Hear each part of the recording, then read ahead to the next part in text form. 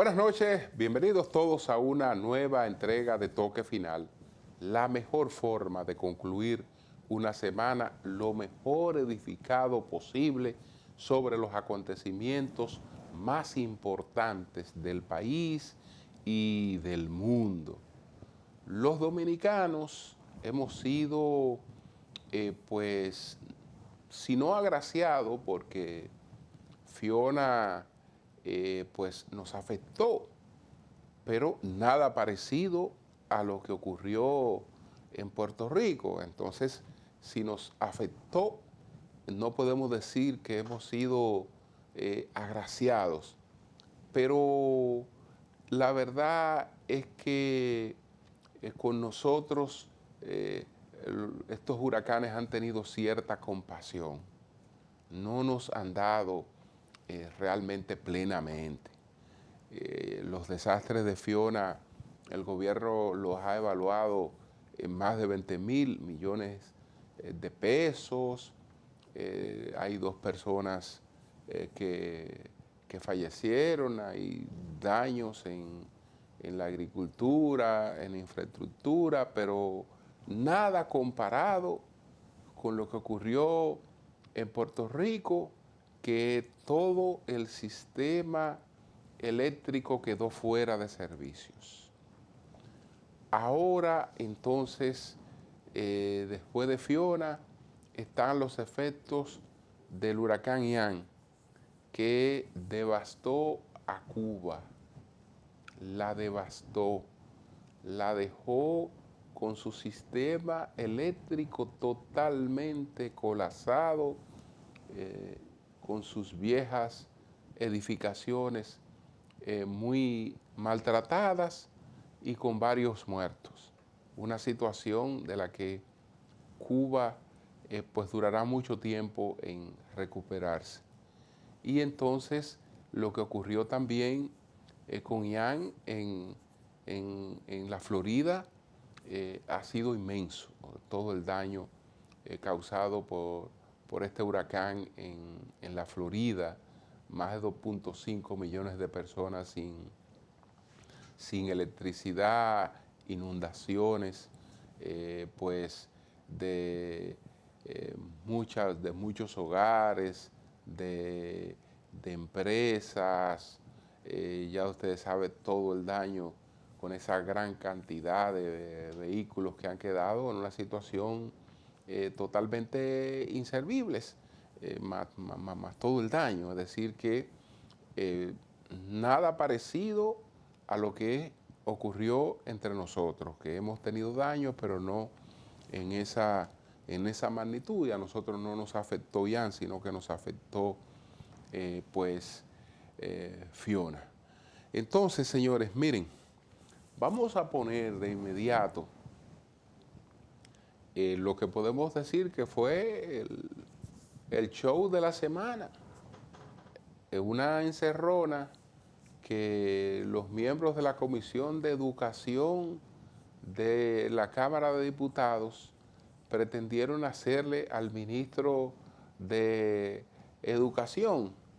Ellos fueron revestidos de su condición de legisladores, pero detrás de esa visita están las inconformidades por la designación de Ángel Hernández en sustitución de Roberto Fulcar, los cambios que está produciendo pues Ángel Hernández.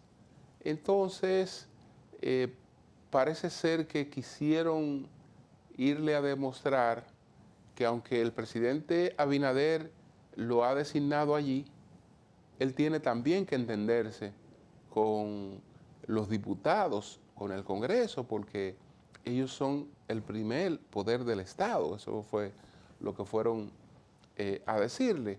Entonces se inventaron que él los había echado del despacho, cuando lo que hizo fue que le planteó que le habían pedido una cita, se la había pedido un diputado, después resulta que iban varios, perfecto, pero después resulta que no eran 4 diputados que iban a visitarle, que iban 3 camarógrafos, que iban unos técnicos y que una encerrona, porque de lo que se trata es del conflicto político y gremial que está planteando la presencia de Ángel Hernández en educación.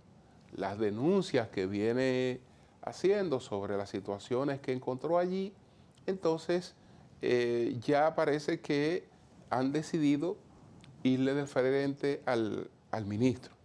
Vamos a ver cómo fue que se produjeron estos hechos que después los diputados quisieron distorsionar. Adelante. No, la Cámara está del Ministerio de Educación. Pero la Cámara está aquí. La Cámara está aquí, señor. No, la Cámara no está aquí. Tiramos. Bueno, como usted quiera, pero no. Nosotros tenemos otro Protocolo, pero no es una convocatoria de nosotros. No, no una convocatoria. La de nosotros. Ustedes pidieron una cita. Una cita. Y yo se la concedí. Pero usted sabe que somos el primer poder del Estado. Bueno, es un poder independiente igual que este, pero no es un problema de poder. Aquí no estamos hablando de poder. No, una visita de cortesía y punto. Tenemos un protocolo. El protocolo es el que yo establezco en mi oficina, cada mía. Bueno, pues esta es la suya. Muchas gracias. Bien, que vaya bien. Gracias a usted. Adiós, ¿qué le pasa? No pasa nada tampoco. ¿Qué pasó? ¿Pero qué pasó? Usted vino con...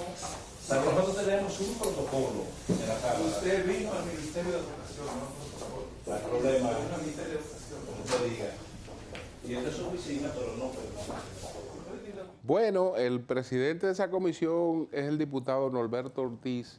Él fue presidente de la ADP en Monseñor Noel, que se caracterizaba por hacer muchas actividades ahí de protesta, etcétera. Fue miembro del comité ejecutivo de Xiomara Guante.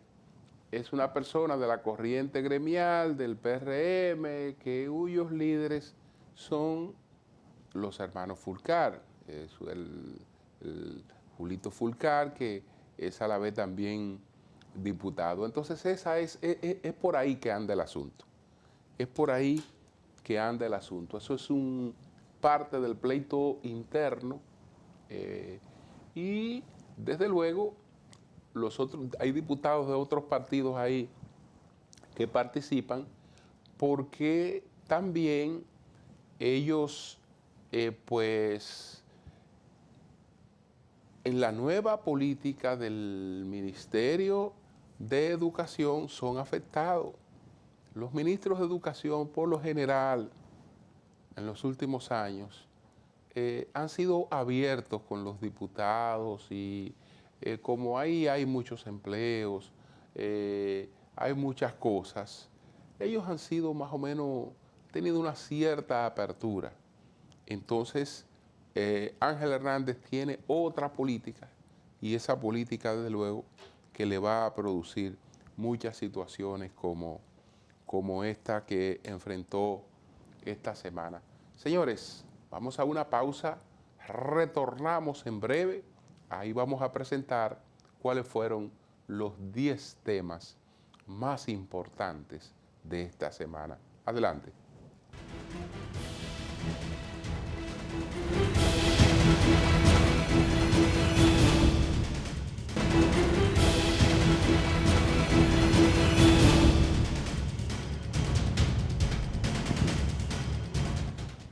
En una de las obras de mayor referencia, de las más famosas obras de Albert Camus, que es el mito de Sísifo, hay la referencia de la historia de un psiquiatra que observa a un paciente, a una persona que tiene problemas mentales, la observa que está pescando en una bañera. Lanza su anzuelo en una bañera y está pescando en una bañera. Entonces el psiquiatra le sigue la corriente y le pregunta al demente si pican. Le dice, ¿y pican? Es decir, que si pican los peces ahí en una bañera. La respuesta del demente fue, imbécil, y tú no ves que es una bañera, ¿cómo van a picar aquí los peces? Bueno, la historia se me asemeja a lo que está pasando con el tal Mantequilla en Monteplata. Mantequilla está pues pescando en una bañera, pero la gente cree que ahí los peces pican y van a llevarle dinero a Mantequilla para que Mantequilla le reproduzca su dinero. Yo creo que el desquiciado no es Mantequilla, el imbécil no es Mantequilla, sino todo el que acude ante él a llevarle dinero para que él lo reproduzca en una especie de esquema piramidal, una situación que motivó que incluso el superintendente de banco tuviera que publicar un hilo con varios mensajes en el Twitter advirtiendo de esta situación y hablando de los escasos mecanismos legales que tiene el país para perseguir una cosa como esta. Porque, ¿de qué se le puede acusar a este caballero? De estafa. Él no está estafando a nadie. No, él no está estafando a nadie, porque si usted con su propia voluntad va y le lleva un dinero a un individuo que dice, yo reproduzco el dinero, bueno, usted está creyendo en ese individuo y probablemente él crea en él mismo, etcétera, hasta que no aparezca un grupo de gente, dice el superintendente, que se dé cuenta que está estafada y dé testimonio del dinero que ha dado y pueda presentar una querella, es difícil de perseguir. Él se ha inventado que él puede dar cátedra economista, que tiene un método que no se había descubierto para hacer rica a las personas. Imagínese usted, ha encontrado coro porque en verdad nosotros, las personas, en aras de buscar cualquier esperanza, estamos más locas que el tal Mantequilla. Vamos, señores, además de estos temas que ya hemos comentado, ¿cuáles son los 10 más importantes de esta semana? Adelante.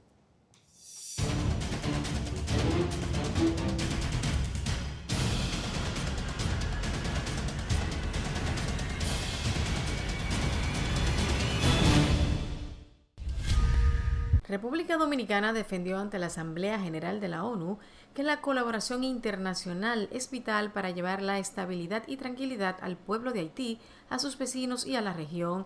El canciller dominicano Roberto Álvarez dio su respaldo explícito a la posición manifestada recientemente por el secretario general de la ONU, Antonio Guterres, sobre la necesidad de una fuerza robusta, capaz de recuperar la paz y poner fin a la violencia desatada por las bandas armadas haitianas. Según Álvarez, debemos quitarnos la venda y admitir que la policía haitiana, por sí sola, no va a desarrollar la capacidad para garantizar el orden y someter a las pandillas que están generando crímenes tan atroces que podríamos calificarlos como de lesa humanidad. Para el canciller, ante la inhabilidad de las autoridades de establecer el orden y garantizar la seguridad ciudadana, la resiliente población haitiana se siente abandonada a su propia suerte por el miedo que paraliza a una gran parte de la población. La posición de República Dominicana con respecto a Haití, agregó su canciller, está enfocada en lograr la estabilización de ese país a través de la pacificación inmediata y el diálogo político como únicas vías adecuadas para afrontar la violencia y el caos. Recientemente, el Consejo de Seguridad de la ONU resolutó sobre Haití, entre otros puntos, plantear la necesidad de prohibir sin tardanza la transferencia y el tráfico ilícito de armas pequeñas, armas ligeras y municiones a todo aquel que participe o apoye actos de violencia de las bandas. También a la adopción de las medidas apropiadas que incluyan la congelación de activos o la prohibición de viajar de quienes participan en la promoción del estado de violencia y terror imperante en Haití y que afecta a toda la región.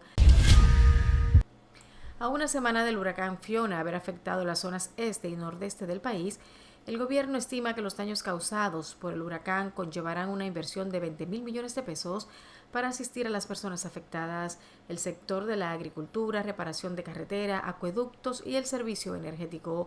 Para cumplir con esas responsabilidades, el gobierno cuenta con recursos y, de acuerdo al ministro de Hacienda, Jochi Vicente, en el presupuesto general del Estado se contemplan mecanismos mediante los cuales se financiarían parte de esos fondos. El mandatario y el ministro de Hacienda aseguraron que hay fondos en Hacienda y hay una línea de contingencia con el Fondo Monetario Internacional. Solo la reparación de calles y caminos vecinales conllevará una inversión de 9.000 millones de pesos para el Ministerio de Obras Públicas. En ese mismo orden, el jefe de Estado informó que se han reconstruido 4.653 viviendas, el 50% de las afectadas. Según el informe dado por el mandatario, los hospitales afectados están normalizados y el 40% de las escuelas ya fueron reparadas. Abinader añadió que en la región este se restableció el 97.1% del servicio eléctrico, mientras que en la región norte se restableció el servicio eléctrico un 99.99%. El huracán Fiona dejó a su paso por el territorio dominicano miles de personas de la región este sin hogares, comunidades bloqueadas, averías en el sistema eléctrico, pérdidas cuantiosas, destrucción de propiedades y daños a la agricultura. En medio de un panorama enturbiado por dificultades que van desde un déficit de butacas hasta la falta de cupos para estudiantes, de personal docente, administrativo y de conserjería, y aún bajo los remanentes del huracán Fiona, inició el pasado miércoles 21 el año escolar 2022-2023 con un déficit de más de 187.000 butacas, 718 escuelas sin terminar, falta de libros y de maestros. Inició el año lectivo 2022-2023. El origen del déficit de aulas es la pandemia, debido a que cerca de 600 colegios cerraron, lo que provocó que alrededor de 120.000 estudiantes se volcaran al sistema público. Durante su discurso en el acto de inicio escolar, el presidente Luis Abinader dijo que pese a las proyecciones de que miles de estudiantes se quedarían fuera de las aulas por falta de cupo, ningún alumno se quedará fuera de las aulas en este siglo que convoca a más de 2.600.000 estudiantes. Por otro lado, más de 500 estudiantes del Centro Educativo Herminia Pérez del sector Pekín, en la zona sur de Santiago de los Caballeros, reciben docencia sentados en el suelo debido a la falta de butacas. Un informe de debida diligencia realizado por la Dirección General de Contrataciones Públicas sobre el proceso de excepción por exclusividad para la adquisición de libros de textos, formato digital para el nivel secundario año escolar 2022-2023, determinó que hay relación entre proveedores que fueron adjudicatarios por el Ministerio de Educación, en lo que, de acuerdo al documento, hay indicios de colusión y un entramado que vincula a 6 empresas con Cosme Peña. Con una inversión de 2.539 millones de pesos, el Ministerio de Educación lanzó la licitación que se realizó mediante un proceso de excepción por exclusividad que fue publicado en su página web el 22 de abril. La adjudicación realizada fue por un valor de 1.860 millones de pesos. Las conclusiones de la investigación realizada por el órgano rector de las compras y contrataciones arrojaron que existe una vinculación entre las empresas Editorial Cosme Peña S.r.l., Ediciones Salomé S.r.l., Kmart Soluciones, Cocolo Editorial, Ediciones Unidas del Caribe, SMSA y la empresa Sculpting S.r.l. De su lado, la Asociación de Editores y Distribuidores de Libros de Textos de la República Dominicana aseguró que están dispuestos a defender ante cualquier estamento su trayectoria de trabajo y honra bien ganada, e indicaron que la doble moral se está adueñando de este país. A través de su presidente, Juan Colón, la entidad descartó tajantemente que existiera colusión, ya que las 5 empresas adjudicadas no compitieron en el mismo lote y, por el contrario, todas participaron en lotes diferentes, por lo que nunca afectaron la participación de otros oferentes. La Unidad de Control de Bebidas Alcohólicas COBA del Ministerio de Interior y Policía cerró de manera temporal el establecimiento MG Kitchen, ubicado en la avenida Gustavo Mejía Ricard, en el sector de Naco, luego que se produjera un confuso incidente donde murió una persona y otras 2 resultaron heridas la madrugada del pasado lunes. El fallecido respondía al nombre de Edwin José Mejía, de 47 años, mientras uno de los heridos es el propietario de la discoteca La Santa, Jesús María Cruz Herrera, de 34 años. El otro herido es Joel Torres Osuna, de 44 años de edad. Las 2 personas que resultaron heridas en el tiroteo registrado en el interior del bar-restaurante MG Kitchen poseen registros por narcotráfico y porte ilegal de arma de fuego, en tanto que Jesús María Cruz Herrera, quien figura como propietario de la discoteca La Santa, ubicada en Santo Domingo Este, posee registros en los archivos de la Policía Nacional por porte ilegal de arma de fuego, según reveló la institución. Según el informe de la Policía Nacional, el hecho en el que resultó muerto Edwin José Mejía Santana se produjo en medio de una riña que inició con una discusión entre el occiso y Jesús María Cruz Herrera con una persona hasta el momento desconocida. 4 personas están involucradas en la colocación de 50 paquetes de cocaína en el equipaje de una mujer que viajaría a Bruselas por el Aeropuerto Internacional de Punta Cana, entre ellos empleados de una aerolínea. Se trata de Moisés Lizardo Raposo, Carlos Soriano, Saúl Martínez y otro hombre cuya identidad no ha sido revelada, los cuales habrían colocado la droga en 2 maletas de la pasajera el pasado día 9 de septiembre, sustancia que fue ocupada por la Dirección Nacional de Control de Drogas, DNCD. Según los resultados preliminares de la investigación, Lizardo Raposo es empleado de la aerolínea por la que viajaría la mujer, quien la atendió en los counters y prestó su usuario para imprimir los tags que se colocaron a las maletas. Se encuentra bajo arresto, cumpliendo 3 meses de prisión preventiva como medida de coerción, mientras que Soriano, quien es coordinador de vuelo para la aerolínea, y Martínez, quien tiene funciones no especificadas, también están implicados en la impresión de los tags y el transporte de la sustancia. A Soriano le fueron impuestos 3 meses de prisión preventiva. Un cuarto implicado en el incidente se encuentra prófugo y está vinculado al transporte de equipajes. Por su lado, el Aeropuerto Internacional de Punta Cana dijo en un comunicado que es inaceptable que este tipo de hechos sucedan sin impunidad, a pesar de que son casos aislados, ya que pasan por el aeropuerto millones de equipajes al año. Un intenso tiroteo se registró entre comunitarios y miembros de la Policía Nacional en la comunidad Los Negros en Azua, durante una protesta en rechazo a la instalación de 2 barcazas energéticas en esa demarcación. Municipios de Caño Viejo, en Azua, se lanzaron a las calles para protestar contra la instalación de una planta eléctrica de la empresa Car Power Ship en la playa Los Negros. Residentes en esa comunidad rechazan la instalación de 2 barcazas de generación eléctrica a base de fuel oil por parte de una empresa, porque entienden que esa estructura contaminaría la zona y afectaría manglares y peces. Aseguran que una empresa sin licitación y sin estudio de impacto ambiental empezó las obras de construcción de 5 torres que van desde las playas hasta conectarse a la red eléctrica nacional. Los municipios piden con estas protestas que el ministro de Medio Ambiente retire el permiso que le han otorgado a la compañía beneficiaria del mismo, o de lo contrario seguirán protestando y cerrando las vías de acceso a la comunidad donde se encuentran el puerto de Azua y la distribuidora de gas Opuvisa, quienes distribuyen la mayor cantidad de GLP que se consume en República Dominicana. La relación con una empleada y el trato de favor que le dispensó le ha costado el puesto a Mauricio Kleiber Caron. La Asamblea de Gobernadores del Banco Interamericano de Desarrollo ha decidido destituirle como presidente, según ha indicado el organismo en un comunicado, después de que una investigación dejase claro que había violado las prácticas de la institución. El informe realizado por la firma de abogados Davis Polk & Garwer probó cómo Kleiber Caron no solo mantenía una relación amorosa no permitida con una empleada, sino que además le subió el sueldo varias veces para contentarla. El contenido del informe sostiene que el presidente y la jefa de gabinete mantenían una relación amorosa, algo prohibido por la política interna del organismo multilateral.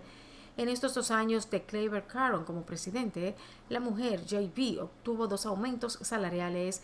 El presidente negaba todas las acusaciones, pero el relato de los hechos que ha recopilado la firma de abogados Davis Polk & Garwer en su investigación, incluidos algunos mensajes bastante explícitos, dejaban poco lugar a dudas. Además, Kleiber Caron no permitió a los investigadores el acceso a su teléfono móvil ni sus mensajes de correo electrónico. De acuerdo a la información, hay evidencias que apoyan la conclusión de que tenían una relación romántica antes de unirse al banco y que la relación puede haber continuado durante su empleo.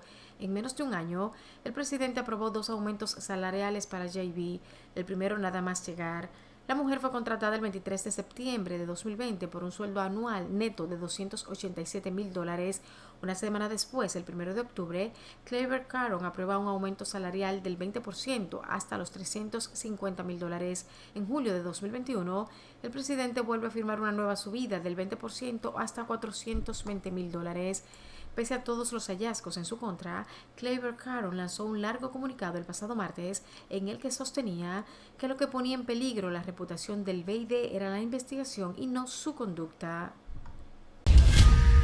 La ultraderecha ha ganado las elecciones en Italia por primera vez desde la Segunda Guerra Mundial y se dispone a gobernar la tercera economía de la Unión Europea. El partido Hermanos de Italia de Giorgia Meloni ha conseguido 26% de los sufragios y se ha convertido en la fuerza más votada. En unas elecciones marcadas por una elevada abstención de un 36%, la cifra más alta que se ha registrado en la historia de los comicios italianos. La líder del partido de extrema derecha consolida así su liderazgo en el sector conservador de Italia y se erige como la cabecilla del autodenominado Acuerdo de Centro Derecha, la coalición entre su partido Fratelli d'Italia junto a la Liga de Matteo Salvini y la Forza Italia de Silvio Berlusconi y otros partidos minoritarios. Entre los tres principales partidos de derecha se aglutinan el 44% de los votos, la cifra más alta que se ha registrado en la historia de los comicios italianos. Nada más conocer las primeras proyecciones, Meloni prometió que gobernaría para todos y que no traicionaría la confianza de la gente. Meloni, de 45 años, hizo campaña con el lema de los fascistas de Mussolini, Dios, Patria y Familia, e intentó mostrarse preparada para asumir el desafío, a pesar de que su partido nunca ha estado en el poder. Durante estos últimos años de batalla política, Meloni ha ido moderando algunas de sus posturas, dejando atrás, por ejemplo, el llamado a que Italia se salga del euro. Sin embargo, defiende posturas anti-inmigrantes y profundamente nacionalistas. El huracán Ian, ahora convertido en tormenta tropical, azotó la costa oeste de Florida el pasado miércoles como un ciclón de categoría 4 y con vientos de más de 240 kilómetros por hora, causando inundaciones catastróficas en varias localidades. El huracán provocó una marejada ciclónica de varios metros de altura que inundó grandes áreas de la costa suroeste de Florida. El huracán Ian provocó un rastro de destrucción a su paso por Florida, dejando varada a la gente en viviendas inundadas, interrumpiendo el paso por el único puente a una isla barrera, destruyendo un muelle histórico y dejando a más de 2.5 millones de personas sin electricidad. Ian, uno de los huracanes más potentes que ha azotado Estados Unidos, atravesó la península de Florida el miércoles por la noche. Sus vientos con fuerza de tormenta tropical se extendieron por un radio de hasta 665 kilómetros, empapando gran parte de Florida y la costa sureste del Atlántico. Debido a la intensidad con la que llegó a tierra, el huracán Ian dejó mayores desastres en la zona de la costa suroeste, aunque algunas comunidades se vieron mucho más afectadas. Las autoridades del condado de Volusia, al noreste de Orlando, han confirmado la muerte de una persona tras el paso del huracán. Un hombre de 72 años falleció ahogado tras salir de su casa para drenar su piscina. En general, también hubo muchos árboles y postes caídos, tejados que volaron con el viento, infraestructuras y casas dañadas y graves inundaciones son las muestras del paso del huracán. El presidente de Estados Unidos, Joe Biden, advirtió de que el huracán Ian puede haber sido el más mortífero en la historia de Florida y aprobó una declaración de zona de desastre sobre 9 condados de Florida afectados por Ian, lo que permitirá aumentar la ayuda federal para paliar sus efectos.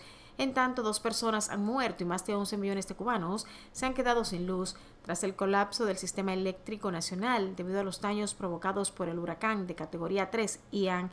Con vientos de más de 200 kilómetros por hora, pasó por Pinar del Río, la provincia más occidental del país, donde una mujer y un hombre han muerto tras derrumbes en sus viviendas. El ciclón ha causado un desastre en la isla. Las inundaciones y los daños en zonas costeras del occidente son graves. Numerosas localidades quedaron aisladas el pasado martes y las afectaciones en la agricultura han sido calificadas de severas en Pinar del Río, incluidas en las áreas tabaqueras, uno de los principales rubros exportables del país. Finalmente, Albert Pujols conectó su jonrón 700 en las Grandes Ligas con su segundo vuelacercas en el juego entre los Cardenales de San Luis y los Dodgers de Los Ángeles y se convirtió apenas en el cuarto toletero de la historia con esa cifra. El dominicano de 42 años llegó a 699 vuelacercas en la tercera entrada, una antes de alcanzar la cifra mágica en el Dodger Stadium, un encuentro en el que los Cardenales arrollaron 11-0 al campeón de la División Oeste de la Liga Nacional. El histórico garrotazo del quisqueyano produjo 3 carreras frente al relevista Phil Bickford. La pelota aterrizó en las primeras filas de la grada del jardín izquierdo, el mismo lugar donde cayó su cuadrangular de 2 carreras en el inning previo ante el zurdo Andrew Heaney. Con el cuadrangular en los últimos días de una campaña que el astro ha dicho será su última en las mayores, Pujols se unió a Barry Bonds, quien tiene 762, Hank Aaron 755 y Babe Ruth 714 en uno de los clubes más exclusivos del béisbol. En otro orden, el toletero dominicano confirmó que tiene una relación amorosa con Nicole Fernández, hija del expresidente Leonel Fernández. El Grandes Ligas despejó así las dudas sobre su presunta relación con Nicole, luego de que ésta posteara un mensaje felicitando al pelotero por su hazaña. Pujols le confirmó la información al cronista deportivo Enrique Rojas.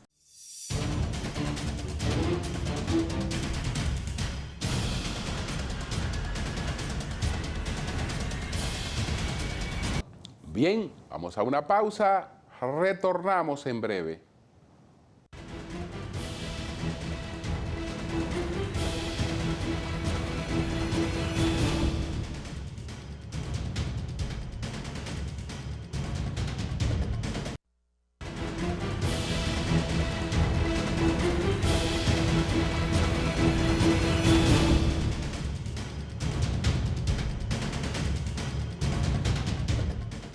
Bueno, señores, para tratar de descalificar a varios miembros de la Cámara de Cuentas que se reunieron con los presidentes de ambas cámaras, lo pusieron al tanto de serias violaciones que se estarían cometiendo en la Cámara de Cuentas, donde también ha surgido una denuncia seriamente sustentada de acoso sexual. Esto se ha pretendido darle un disfraz de supuestos intereses políticos, etcétera. Y hay gente que ha estado haciendo alusiones un tanto desconsideradas en relación con el historial de las miembros de esta Cámara de Cuentas. No puedo decir lo mismo del presidente porque quien ha acabado con sus méritos es él mismo, con la conducta personal que ha tenido ahí, pretendiendo, ¿no?, que las damas que trabajan allí están a disposición del que encabeza la institución. Y entonces, por eso se han encontrado ya los temas serios que se han encontrado. El senador Alexis Victoria ayer, pues, intervino esta semana en el Senado y recordó cómo fueron seleccionados los miembros de esta Cámara de Cuentas y habló del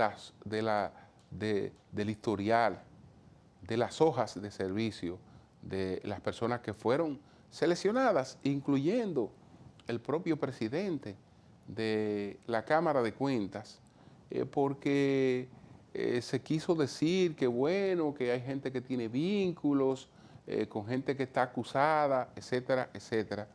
Y creo que esta ponderación que hizo el senador Alexis Victoria ayer vale la pena reproducirla porque es bastante juiciosa.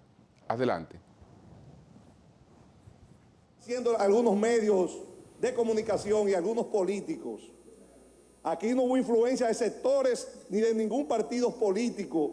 Aquí solo hubo la voluntad y deseo de darle al país una Cámara de Cuentas a la altura de las circunstancias. Dentro de las investigaciones que hicimos, arrojaron resultados que ninguno de los miembros hoy elegidos tiene ni tenía afiliaciones con ningún partido político. Solo que son profesionales de más alto nivel que le han aportado al país a través del servicio que han desempeñado en las funciones públicas y privadas que han ocupado. Aquí estamos hablando de personas con un gran peso moral, ético y responsable y sobre todo con mucha prestancia social. Todo este circo se hace con la intención de evitar la conclusión y difusión de varias auditorías con las que se podría contribuir a sustanciar algunos de los procesos de corrupción administrativa que se investigan desde la Procuraduría General de la República. Quiero reiterar aquí que nosotros desde la Comisión hicimos un trabajo en el cual personalmente me siento satisfecho y sobre todo con la tranquilidad de que le brindamos al país los mejores perfiles que teníamos que elegir para dirigir la Cámara de Cuentas y la integración de esa Cámara de Cuentas se dio bajo la expectativa de todo un pueblo, con ansia de dejar atrás la expresión popular de las cámaras de cuentos. Quiero presentar algunos fragmentos, presidente, de la entrevista que le hiciéramos a cada uno de los miembros elegidos para que vean con el nivel tan profesional que esos hombres y mujeres abordaron los temas que nosotros entendíamos que eran necesarios para ser miembros de ese órgano. Quisiéramos pasar algunos videos, presidente, que quede esto en el conocimiento público de la ¿Cuál ciudadanía? usted entiende que son los principales obstáculos que usted va a enfrentar en la Cámara de Cuentas? ¿Y cuál sería su accionar? ¿Cuáles serían sus primeras medidas para mejorar esa situación? El primer desafío es la credibilidad. Duró 23 años, 22 años en la Plaza de la Salud como agente financiera. ¿Qué cuestionamiento político le puede hacer a esa señora? Si nosotros hicimos una investigación clara, sincera, de cada uno de nuestro lugar, que estábamos nosotros, que estábamos ahí procediendo. Seguimos por allá. Aquí tenemos la licenciada Tomasina Tolentino, de Mackenzie, que está siendo cuestionada y vinculada a ningún partido. Esa persona nosotros investigamos de arriba abajo y no tenía ningún vínculo. Ha servido en múltiples gobiernos y al sector privado. La cual, cuando ella se presentó aquí, yo hice personalmente una investigación al ministro de Hacienda actual de nosotros. Y la recomendación que dio el señor dice, es una técnica que yo quisiera que ella se quedara aquí conmigo, que no quisiera que fuera electa ya, pero cada cual traza su camino. Y ella está siendo cuestionada de una manera de una manera poco decente el trabajo que ellos han hecho a nivel de su vida profesional. Tenemos a Mario Arturo Fernández Burgos, que fue una persona que fue recomendada por todos los sectores de la sociedad, de la provincia de Santiago de los Caballeros. Todos los sectores mandaron recomendación, fue investigado, nunca ha tenido afiliación política, y es una persona que goza de una prestancia social en la provincia de Santiago. De igual forma, la profesora Elsa Peña de Peña, que ha sido una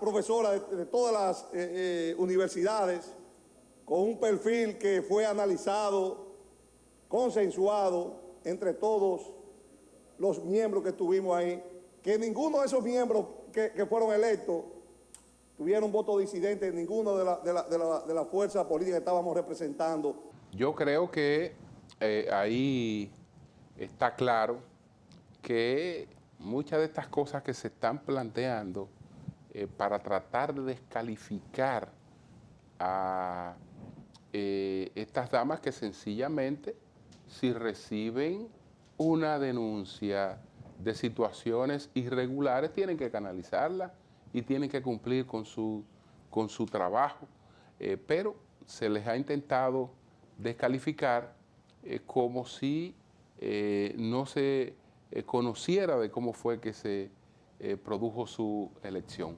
Vamos a hacer una pausa. Retornamos en breve.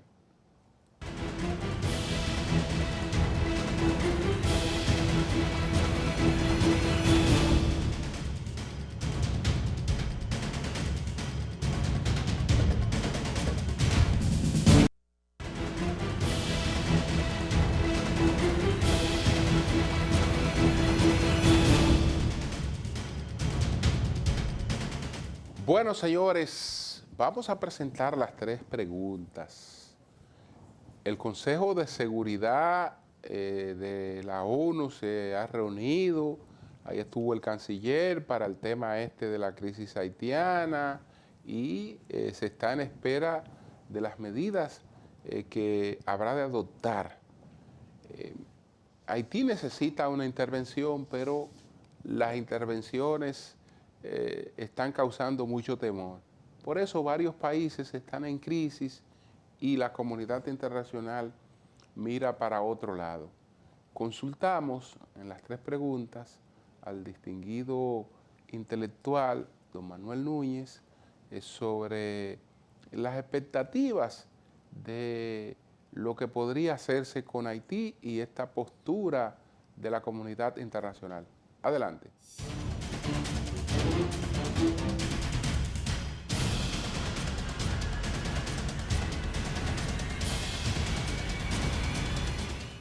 Salvo la decisión de Vladimir Putin de invadir Ucrania, la comunidad internacional ha permitido en países como Venezuela, Nicaragua, Cuba y Haití se consuman en sus respectivas crisis por el temor que desaten las intervenciones extranjeras. ¿Es correcta esa línea de acción? ¿Está más que protegida la autodeterminación de los pueblos? Yo creo que no. Yo pienso que la comunidad internacional en muchos casos ha intervenido con una visión beneficiosa para los países. Hay países que no pueden solventar sus crisis y sus crisis afectan a terceros países. Por ejemplo, el caso de Venezuela, que ha emigrado 5 millones de personas en menos de 2 años, pues eso afecta a toda la región y ha creado una situación de inestabilidad en Perú, en todas las zonas próximas a Venezuela. Y en el caso, por ejemplo, de Nicaragua ocurre otro tanto, y en el caso de Ucrania, desde luego, por la guerra, también termina afectando a los países, afectando las economías de los países. Por ejemplo, en Europa ha subido enormemente el pan, han subido los combustibles, ha creado desempleo y, desde luego, estas crisis que no pueden ser solventadas únicamente por el empleo de la fuerza, pues tienen que ser enfrentadas en conjunto por la comunidad internacional, porque ya no es únicamente la autodeterminación particular de los pueblos, sino también es el hecho de que afecta a terceros países que no están involucrados necesariamente en el conflicto. Aunque la Venezuela ha tenido matices de crisis humanitaria, ninguna realidad es peor a la haitiana. ¿Cuáles son las herramientas de las que puede disponer la comunidad internacional para auxiliar a Haití? No, en el caso de Haití, la comunidad internacional está cansada del caso haitiano. No olvidemos que Haití viene de 3 intervenciones internacionales. La intervención en los 90 de los Estados Unidos, la posterior intervención de la ONU con un conjunto de países, en frente a los cuales estaba Estados Unidos, Canadá, Brasil, Chile y otros países, y la intervención de la MINUSTAH, que es una intervención puramente civil, encabezada por miembros de la ONU, con la finalidad de reorganizar la policía. En todo ese tiempo, la comunidad internacional gastó nada más, únicamente en el caso de la MINUSTAH, $900 millones por año durante 17 años. Era una misión provisional, pero se prolongó en el tiempo, porque en Haití la crisis es total, es una crisis, es un país donde el Estado ha desaparecido, no tiene control de su frontera, no tiene control del espacio marítimo, no tiene control del espacio aéreo, no tiene un ejército, no tiene una policía, no hay un polo de autoridad, el país ha caído en manos de las bandas, y las bandas son las que allí deciden lo que se hace. Y ante una situación como esa, en la que el país está prácticamente gobernado por el caos, todo el mundo sabe que los haitianos por sí solos, por ellos mismos, no podrán enfrentar esta crisis y resolverla. Que tendrá que venir una fuerza que realmente imponga el orden, que pueda imponerse al reino del caos que han implantado las bandas. Y esa fuerza tiene que ser una fuerza internacional y que luego sea una fuerza de reconstrucción por lo menos de las instituciones de gobierno para poder solventar esa crisis.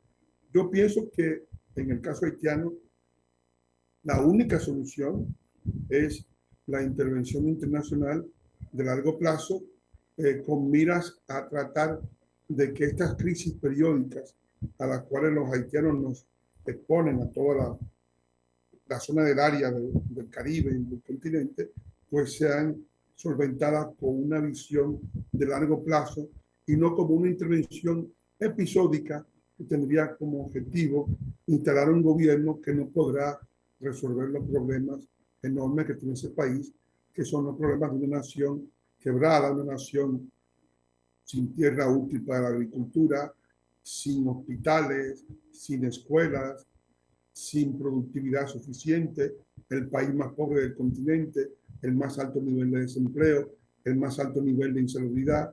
En esas condiciones, pues evidentemente la única solución que hay es una intervención de largo alcance con miras a tratar de restablecer esa nación y convertirla en un país viable, que no lo es en la actualidad. ¿Qué espera del Congreso de Seguridad de la ONU, que discute nuevas sanciones?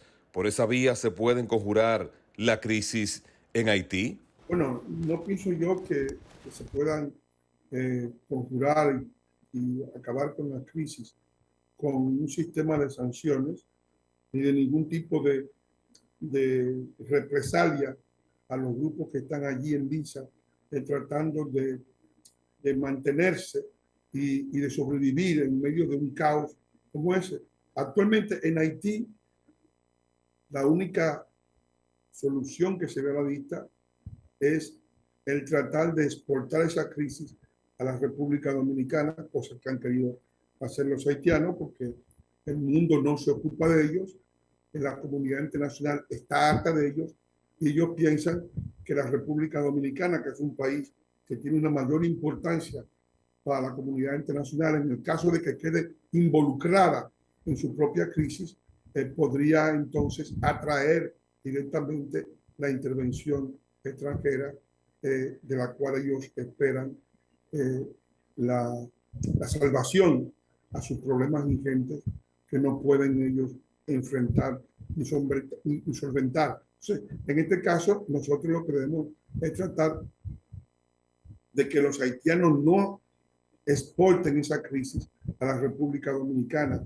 porque Haití no es un problema interno de República Dominicana. Haití es otro país, pero está en capacidad en la actualidad, tal como se están viendo las cosas, de dinamitar todos los progresos de la República Dominicana. Imaginemos que venga una marejada de haitianos a la República Dominicana aún mayor a la que tenemos ahora, que se implanten en los polos productivos de la República Dominicana, en los polos turísticos.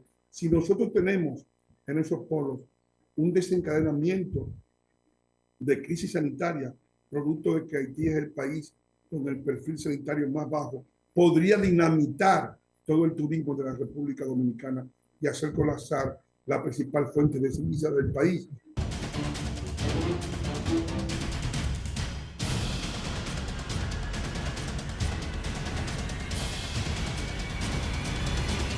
Bueno, señores, si el asunto no fue por una discusión que se generó como se había dicho, por esta joven Nabila Tapia. Ella dio su versión, dice que ella no fue parte de ese conflicto. ¿Por qué se generó el conflicto?